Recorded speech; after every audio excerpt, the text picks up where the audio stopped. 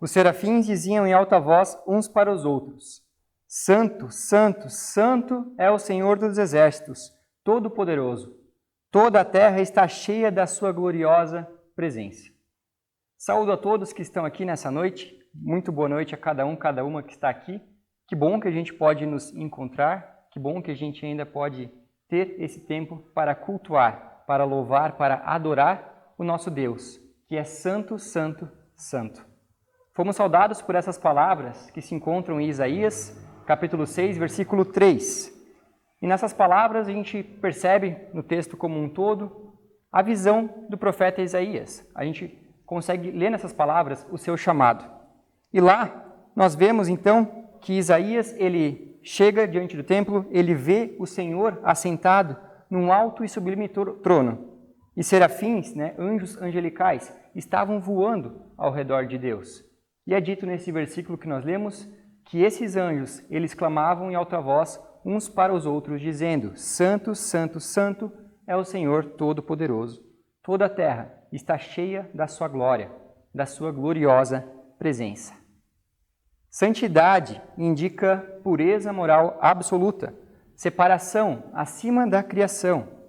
E essa tripla repetição, Santo, Santo, Santo, ela quer dar uma ênfase na santidade de Deus. Ele é santo, ele é justo de maneira incomparável, ele é redentor, ele é sublime, Deus Altíssimo.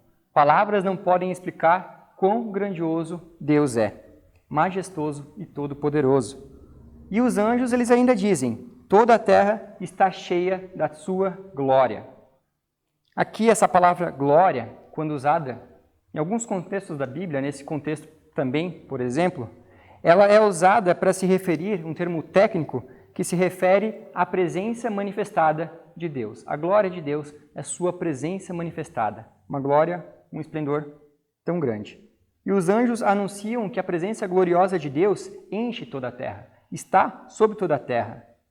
Jesus Cristo, ele prometeu que estaria conosco todos os dias, até o fim dos tempos, e também, além de tudo, como a gente viu já no culto passado, quem acompanhou lembra, o Espírito Santo, ele foi enviado e habita em nós, em cada uma de nós. Gente querida, se existe algo que nós podemos ter certeza neste mundo, com tudo isso que a gente acabou de ver, é a presença de Deus. É que Deus, ele está presente nesse lugar. E tendo a certeza nisso, nós podemos crer, nós podemos afirmar, confessar em alta voz que este nosso culto é realizado em nome do Santo e Trino Deus, que é Pai, Filho e Espírito Santo. Amém. Quero convidá-los para que se coloquem de pé e juntos vamos orar ao nosso Deus. Nosso Deus, santo é o teu nome em todo lugar, reto é o teu querer de graça e paz. Deus da glória, tu és tão digno e nós nos prostramos diante de ti. Abençoa este culto, Senhor, abençoa nossas vidas. Que pela tua palavra tu fales conosco neste culto e que pela oração, pelo louvor, nós possamos falar contigo. Em nome de Jesus Cristo, nós oramos. Amém. A comunidade pode se assentar. Os anjos clamavam uns aos outros diante da presença de Deus. Vamos nós também fazermos isso. Por isso eu convido a todos para louvarmos juntos cantando o hino Santo, Santo, Santo é o Senhor.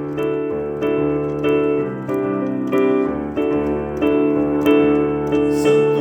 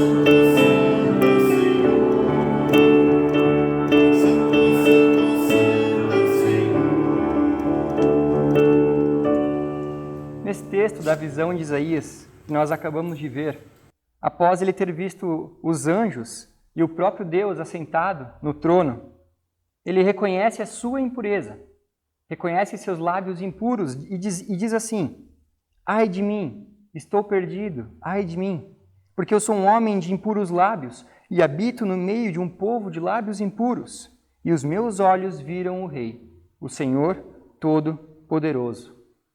Diante do esplendor, diante da majestade do Deus Altíssimo, Isaías reconheceu o quão pecador ele era. Ele reconheceu o quanto pequeno ele era diante do grandioso Deus. A luz do esplendor de Cristo, de Deus, revelou as suas manchas, revelou as máculas da vida de Isaías. E o mesmo nós devemos fazer, estando na presença do nosso Deus. A sua palavra, ela revela a nós as nossas manchas, as nossas máculas, os nossos pecados. Por isso eu quero te convidar novamente para que se coloque de pé e juntos nós vamos orar ao nosso Deus, confessando a Ele os nossos pecados. Santo e glorioso Deus, pela luz da Tua palavra, nossas manchas são reveladas. Diante da Tua gloriosa presença, reconhecemos o quão frágeis e míseros pecadores nós somos. Mas a Tua palavra também nos revela, Senhor, a Tua graça e misericórdia. Tu nos ama tanto que entregou o Seu Filho, Jesus Cristo, para morrer em nosso lugar, pagar toda a dívida dos nossos pecados. Senhor, nós cremos nisso e arrependidos pelas nossas falhas, pelos nossos pecados, arrependidos pelas ações, pelas vezes que nós nos afastamos de Ti, Senhor. Nós confessamos tudo isso a Ti, confessamos a Ti os nossos pecados. Quebra a nossa vida, Senhor, e faze-a de novo. Em nome de Cristo, amém.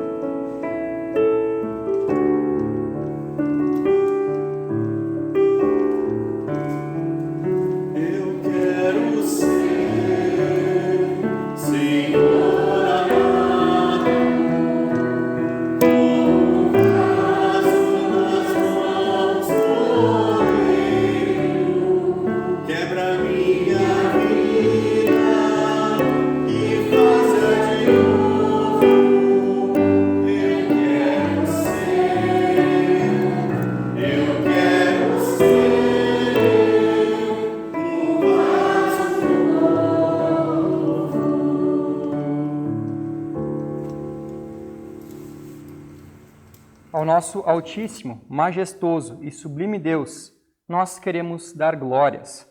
Por isso, eu quero te convidar novamente para que fique de pé e juntos nós cantemos ao nosso Deus, glória.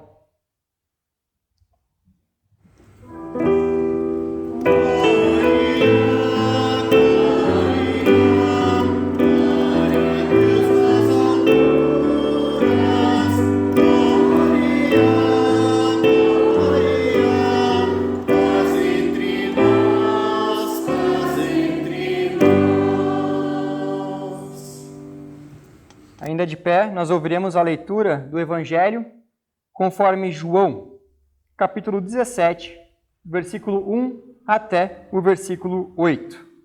Aclamemos ao Evangelho cantando Aleluia.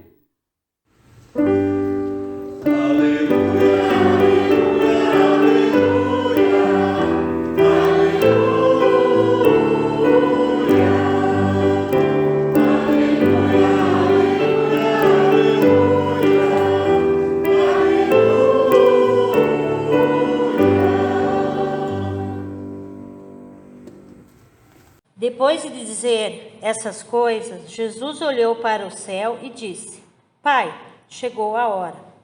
Revela a natureza divina do teu Filho, a fim de que, ele revele a tua natureza gloriosa. Pois tem dado ao Filho autoridade sobre todos os seres humanos, para que ele dê a vida eterna a todos que lhe deste. E a vida eterna é esta, que eles conheçam a ti, que és o único Deus verdadeiro, e conheçam também Jesus Cristo, que enviaste ao mundo. Eu revelei no mundo a tua natureza gloriosa, terminando assim o trabalho que me deste para fazer. E agora, Pai, dá-me na tua presença a mesma grandeza divina que eu tinha contigo antes de o mundo existir.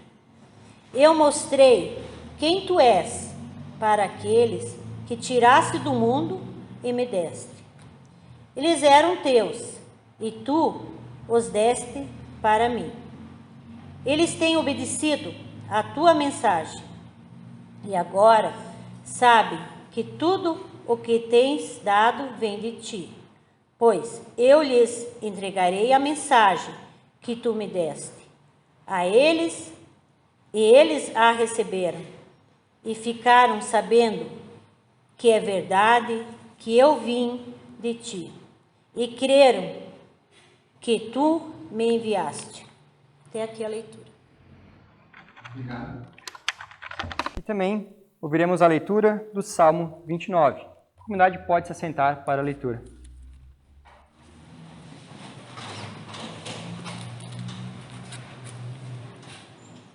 Anjos, louvam a Deus, ó Senhor. Louvem a sua glória e o seu poder. Deem ao Senhor a honra que ele merece. Curvem-se diante do Senhor, o Santo Deus, quando ele aparecer. A voz do Senhor é ouvida sobre as águas. O glorioso Deus troveja, e sobre os mares se ouve a sua voz. A voz do Senhor é cheia de poder e majestade. A sua voz quebra as árvores de cedro, quebra até os cedros dos montes Líbanos. Os montes Líbanos que ele faz saltar como bezerros, e o monte Hermon ele faz pular como um boi novo. A voz do Senhor faz brilhar o relâmpago. A sua voz faz tremer o deserto. O Senhor faz tremer o deserto de Cádiz. A voz do Senhor sacode os carvalhos e arranca as folhas das árvores. Enquanto isso, no seu templo, todos gritam: glória a Deus. O Senhor, Deus, reina sobre as águas profundas como rei. Ele governa para sempre. O Senhor dá forças ao seu povo e abençoa, dando-lhe tudo o que é bom. Até aqui a leitura. Obrigado, irmã.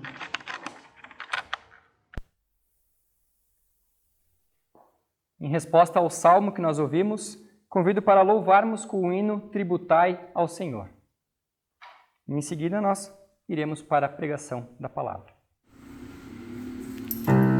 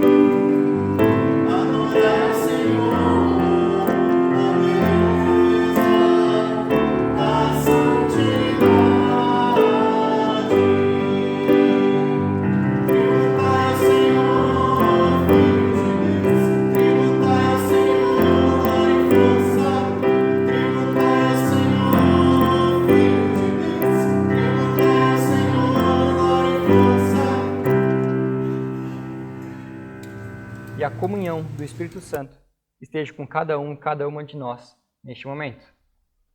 Que Deus abençoe o meu falar e que abençoe também o nosso ouvir. Que possamos ouvir a sua palavra, atentos e com discernimento também, para entender o que Deus quer falar ao nosso coração por meio dela. Em parte, nós já fizemos a leitura de algumas partes desse texto, mas eu quero convidar agora para nós termos a leitura como um todo do texto de Isaías, capítulo 6, versículo 1 até o versículo 8. Se você trouxe sua Bíblia, quero convidar para abrir comigo, acompanhar a leitura no livro de Isaías, capítulo 6, versículo 1 a 8. E se também tiver no celular, alguém pode também abrir a Bíblia no celular.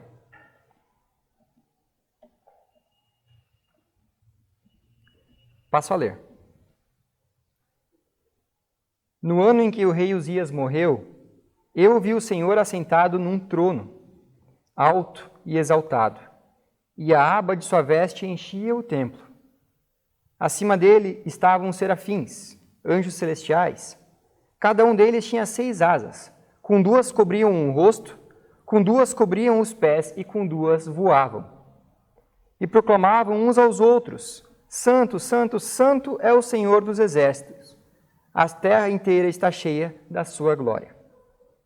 Ao som das vozes, os batentes das portas tremeram e o templo ficou cheio de fumaça.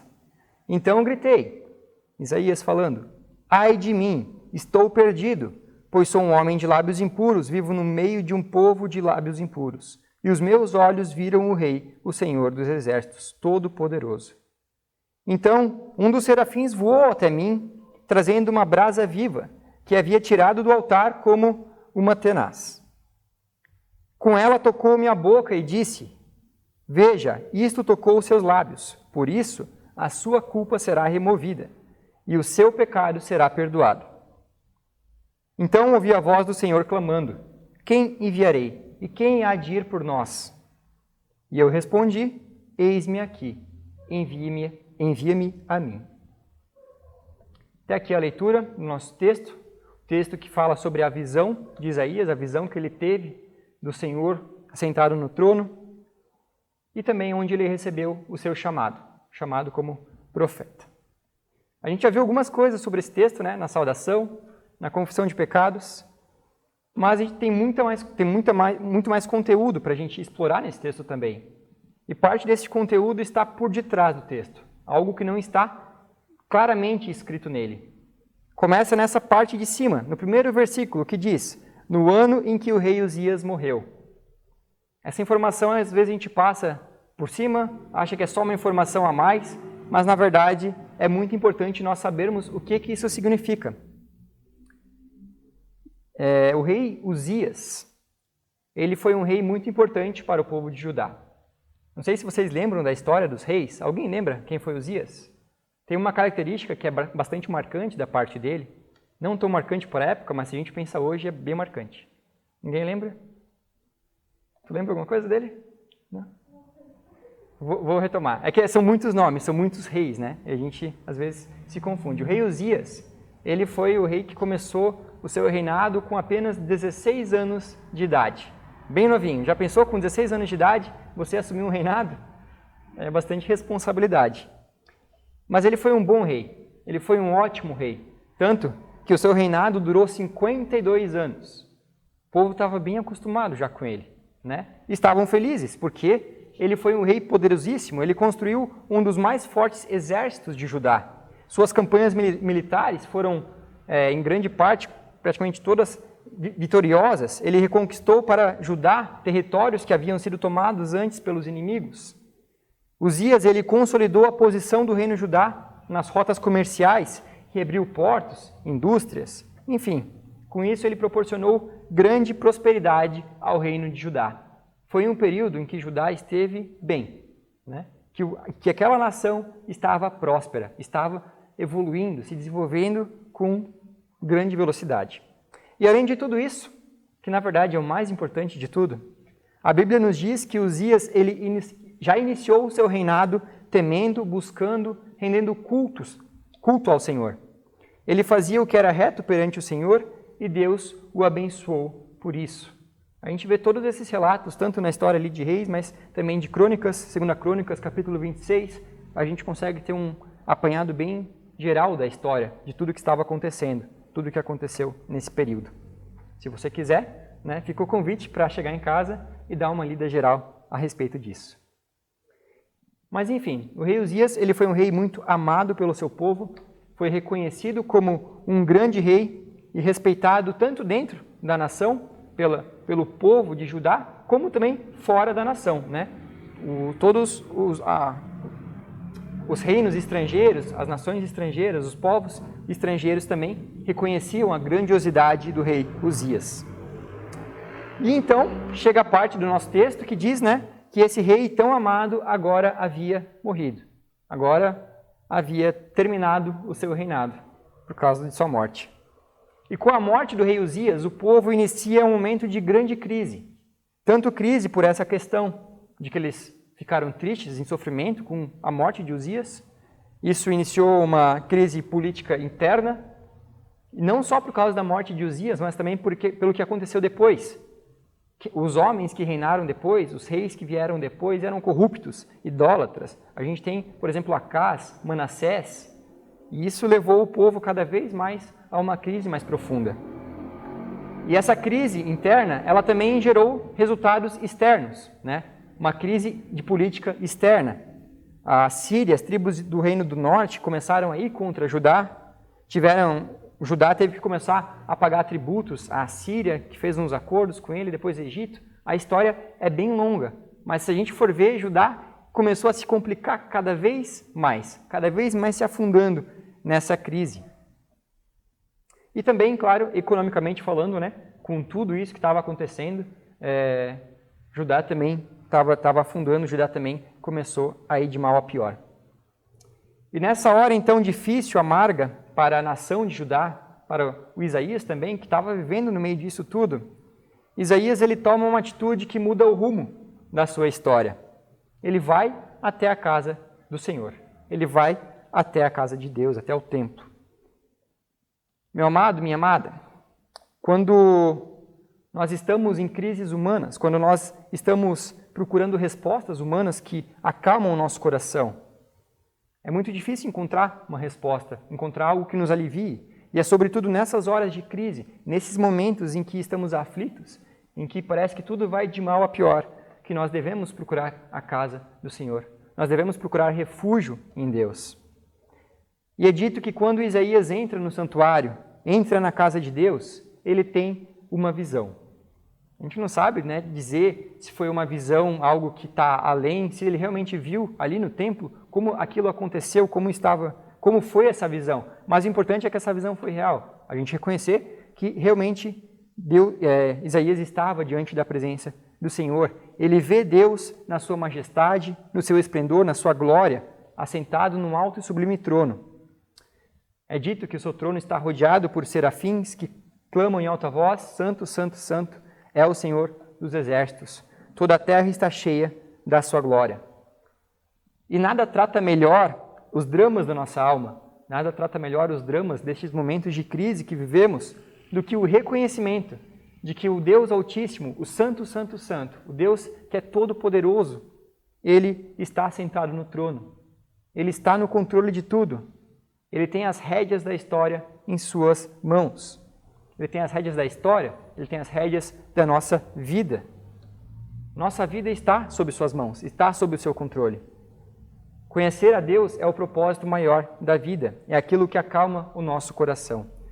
Quando Deus se torna o centro da nossa vida, quando a gente reconhece que Ele é o eixo da história, quando você entende que Ele está tanto no controle de todo o universo e também de cada detalhe da tua vida, aí sim é possível que o nosso coração se aquiete, que nossa alma se acalme e que a gente fique em paz. Que a gente tenha aquilo que eu já trouxe algumas vezes aqui para vocês, a Shalom de Deus, né? Que é a paz, a gente traduz como paz, mas que não é só uma paz qualquer.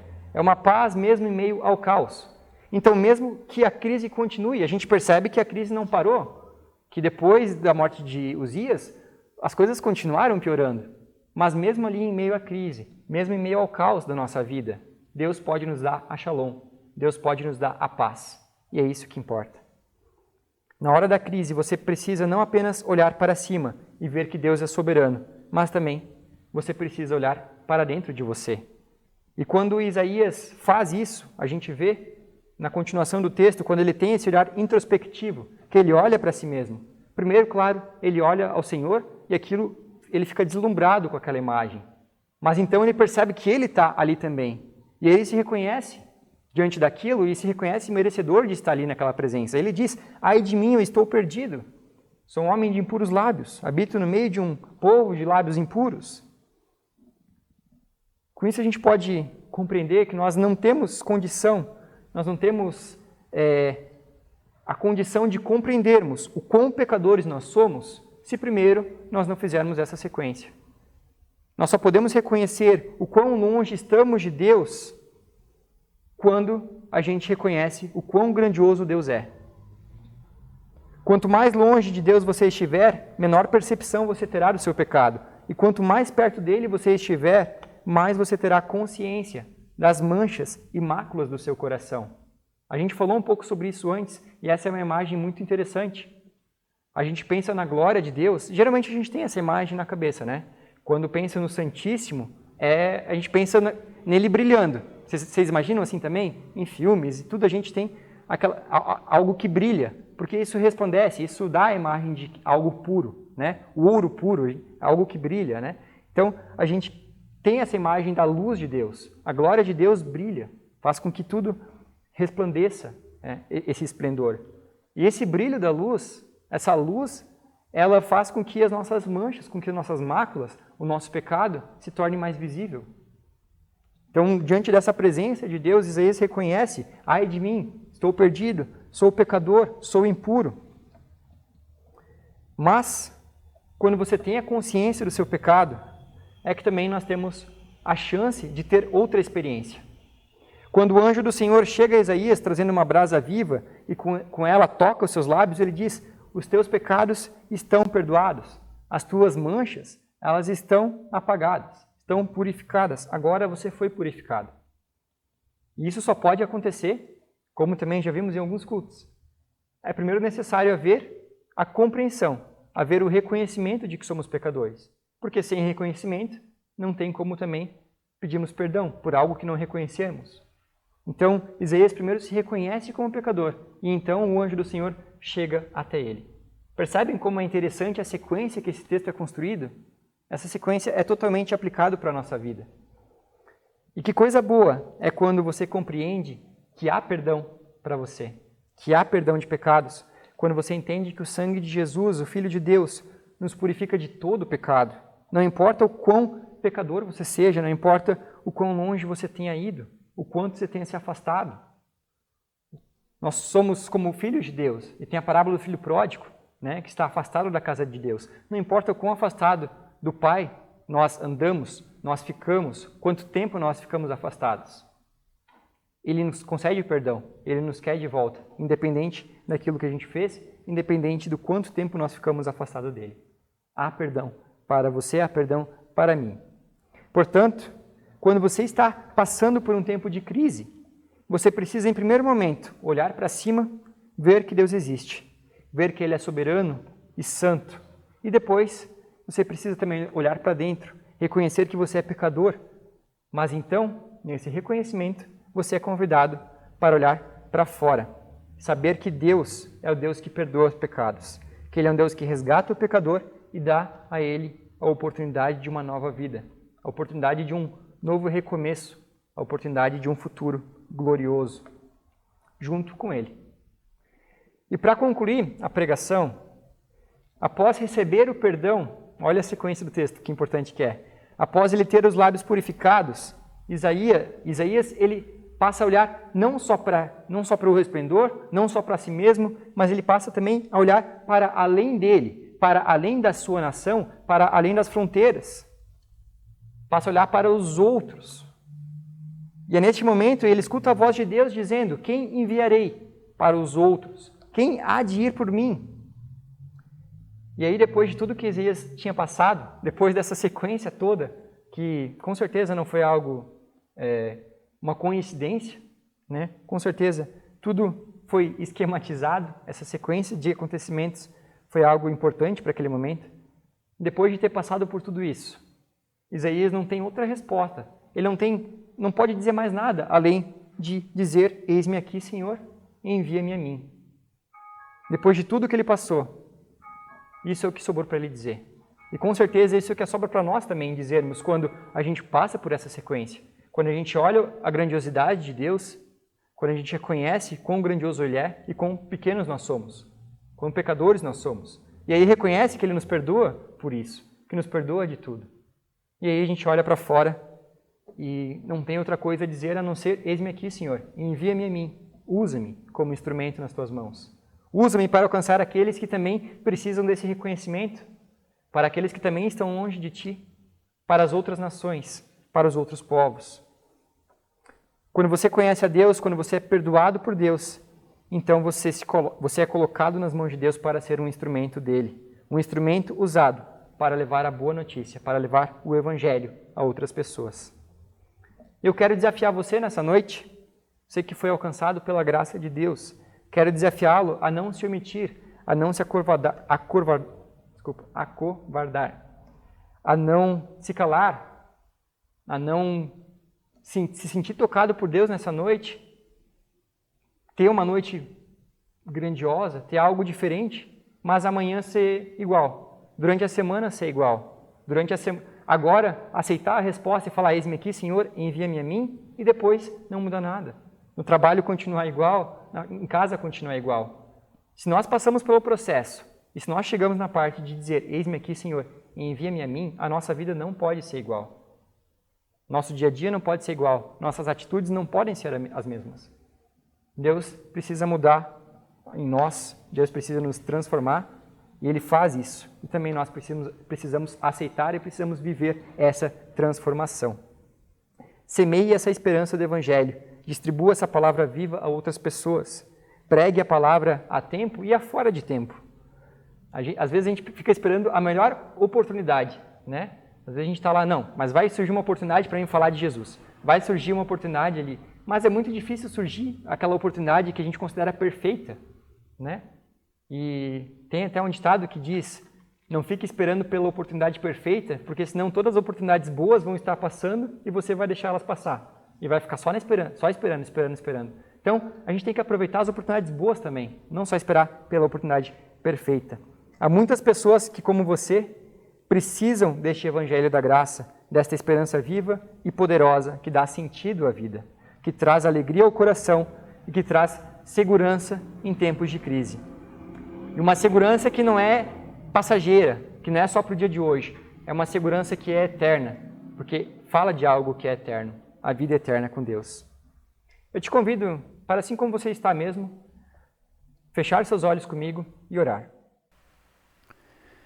Senhor Deus, Tu és santo, santo, santo.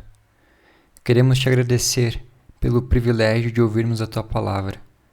Queremos Te pedir para que Tu apliques essa palavra ao nosso coração, para que possamos reconhecer que o Senhor é Deus Todo-Poderoso, que saibamos que de Ti podemos receber o perdão mediante o sangue do Teu Filho Jesus Cristo, e que a partir disto tenhamos grande disposição para Te servir, em obediência ao Teu chamado e ao Teu envio, de levarmos a esperança do Evangelho ao nosso próximo e a todas as pessoas que precisam dela, todas as pessoas que precisam saber que são amadas por Ti. Que assim seja, Senhor. Em nome de Jesus Cristo. Amém. Em resposta ainda à pregação da palavra, eu quero convidar para nós louvarmos, para nós cantarmos a Deus, orarmos em forma de melodia, que o louvor acaba sendo uma oração também. Que nós possamos louvar com o hino Para os Montes Olharei. Senhor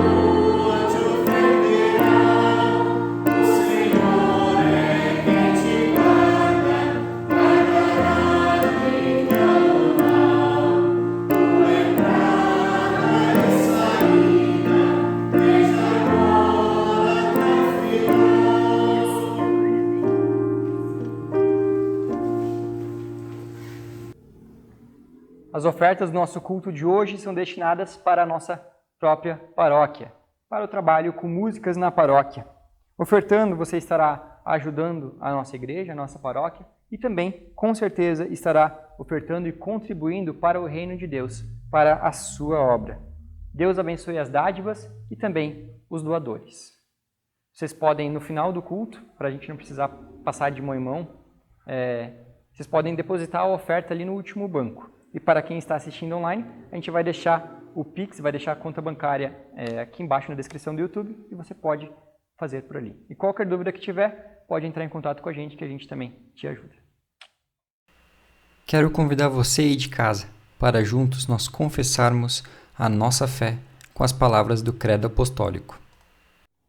Creio em Deus Pai Todo-Poderoso, Criador do céu e da terra, e em Jesus Cristo, seu Filho unigênito, nosso Senhor, o qual foi concebido pelo Espírito Santo, nasceu da Virgem Maria, padeceu sob o poder de Pôncio Pilatos, foi crucificado, morto e sepultado, desceu ao mundo dos mortos, ressuscitou no terceiro dia, subiu aos céus e está sentado à direita de Deus Pai Todo-Poderoso, de onde virá para julgar os vivos e os mortos. Creio no Espírito Santo, na Santa Igreja Cristã, a comunhão dos santos, na remissão dos pecados, na ressurreição do corpo e na vida eterna. Amém. Agradecidos por este nosso culto, alimentados e fortalecidos pela Palavra de Deus nas nossas vidas, quero te convidar para termos um último momento de oração. Oremos. Senhor nosso Deus, te agradecemos pela oportunidade de te cultuarmos. Tu és um Deus santo, altíssimo e sublime, e nós temos a honra de sermos seus filhos e filhas amados. Senhor, nós te agradecemos pela nossa família, pelos nossos amigos, por aqueles que estão ao nosso lado, Senhor. Louvado sejas por tua infinita graça e amor para conosco. Louvado sejas pelas bênçãos que tu derramas sobre nossa vida diariamente e pelo teu cuidado e proteção para com cada um e cada uma de nós. E, Senhor, te pedimos para que estejas cuidando e protegendo a todos nós neste tempo ainda de pandemia. O número de casos de morte, Senhor, vem aumentando, tanto aqui na região de Curitiba, os arredores e por todo o Brasil, Senhor. Isso é algo triste que nos preocupa, mas nós cremos em Ti, confiamos que Tu és Senhor sobre tudo e temos certeza que Tu estás no controle de tudo. Nós colocamos tudo isso, Senhor, em Tuas mãos, entregamos nossas vidas em Tuas mãos. E tudo mais que nós queremos dizer a Ti em oração, o fazemos por meio da oração que Jesus Cristo nos ensinou. Juntos orando, Pai nosso que estás no céu, santificado seja o Teu nome. Venha o Teu reino, seja feita a Tua vontade, assim na terra como no céu. O pão nosso de cada dia nos dá hoje e perdoa as nossas dívidas, assim como nós também perdoamos aos nossos devedores. E não nos deixes cair em tentação, mas livra-nos do mal, pois Teu é o reino, o poder e a glória para sempre. Amém. Queremos receber a bênção de Deus. O Senhor Deus te abençoe e te guarde. O Senhor faça resplandecer o seu rosto sobre ti e tenha misericórdia de ti. Sobre ti, Ele levante o seu rosto e te dê a paz. Amém. Fortalecidos pela palavra de Deus, fortalecidos pelo seu amor, confiantes de que Deus é santo, santo, santo, todo-poderoso, majestoso, que nós possamos ir, que nós possamos, com convicção, dizermos: eis-me aqui, envia-me a mim.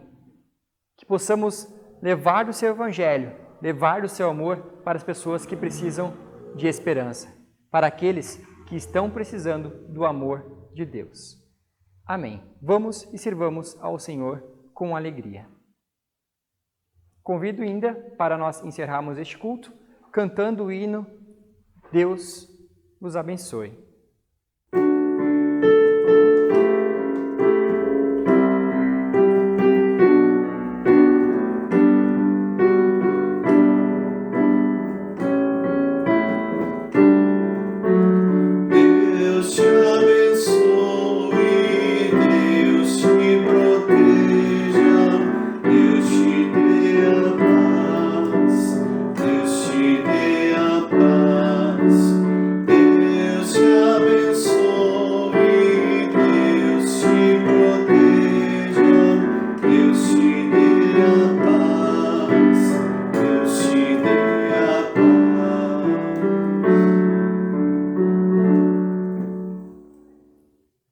Desejo a você um ótimo domingo e uma abençoada semana. Nós nos vemos no próximo culto. Até lá!